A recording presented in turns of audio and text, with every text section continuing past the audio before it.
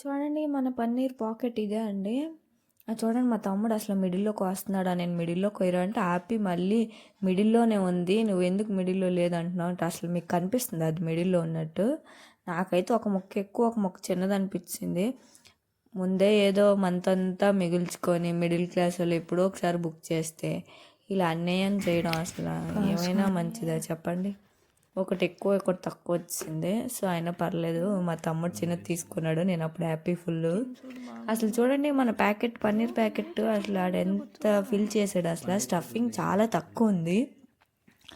ఏదో ఫ్రీ ఇస్తాడు అనుకున్నాం, ఫ్రీ ఇవ్వలేదండి. ఆడు పిజ్జాలో వేసిన దాంట్లోనే ప్రైస్ వేసాడు 480కి 4 స్లైసెస్ పిజ్జా ఇచ్చి ఇది ఫ్రీ అని చెప్పి పెట్టాడు. అసలు వేస్ట్ ఇది. బట్ టేస్ట్ వైజ్ అయితే బాగుంది, కానీ స్టఫింగ్ ఇంకొంచెం ఎక్కువ చేస్తే బాగుండేది. పన్నీర్ కదా కాస్ట్ ఎక్కువ, సో అందుకే మేము కూడా ఇంకేమనలే. సో ఇదండి మన పన్నీర్ ప్యాకెట్.